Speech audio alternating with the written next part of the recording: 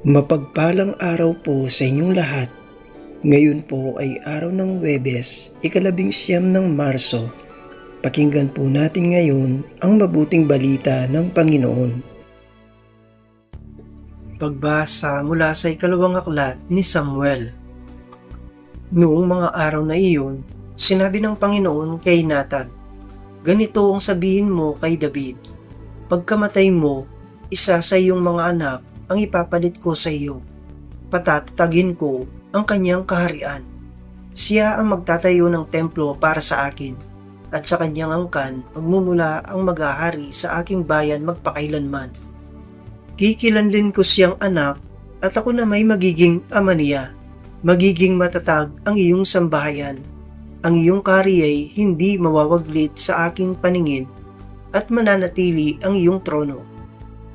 Ang salita ng Diyos. Salamat sa Diyos. Salmong tugunan. Lahi niya'y walang wakas, kailan may hindi lilipas. Pag-ibig mo, poon, na di magmamaliw, ang sa tuwi-tuwi na'y aking aawitin. Ang katapatan mo'y laging sasambitin, iyong pag-ibig mo'y walang katapusan. Sintatag ng langit ang iyong katapatan. Lahi niya'y walang wakas, kailan may hindi lilipas.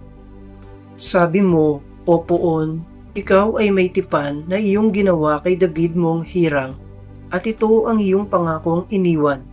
Isa sa lahi mo'y laging maghahari, ang kaharian mo ay mamamalagi. Lahi niya'y walang wakas, kailan may hindi lilipas. Ako'y tatawaging Ama niya't Diyos, tagapagsanggalang niya't manunubos. Ang aking pangako sa kanya'y iiral, at mananatili sa kanya ang tipan.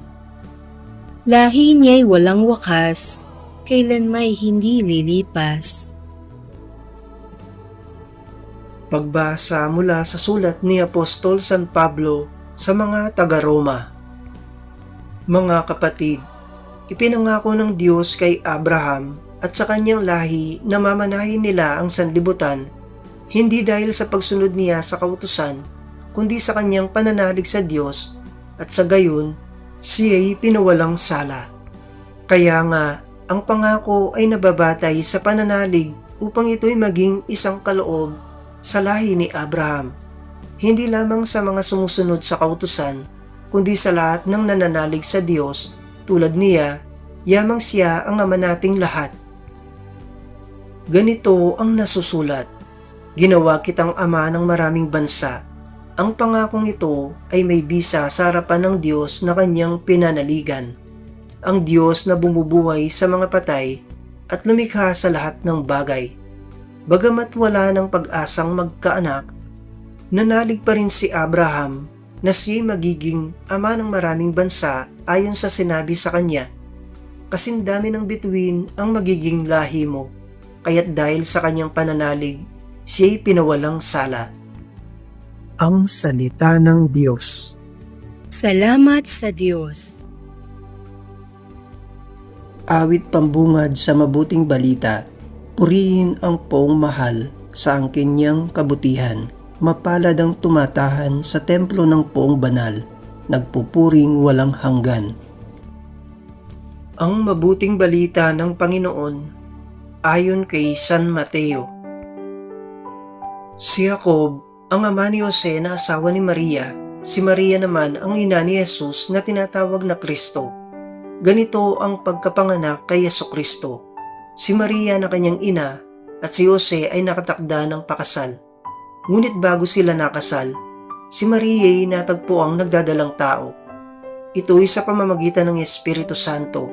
Isang taong matuwid itong si Jose na kanyang magiging asawa, ngunit ayaw niyang mapahiya si Maria, kaya ipinasya niyang hiwalayan ito ng lihim.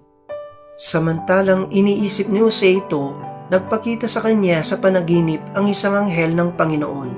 Sabi niya sa kanya, "Jose, anak ni David, huwag kang matakot na tuluyang pakasalan si Maria, sapagkat siya'y naglihi sa pamamagitan ng Espiritu Santo.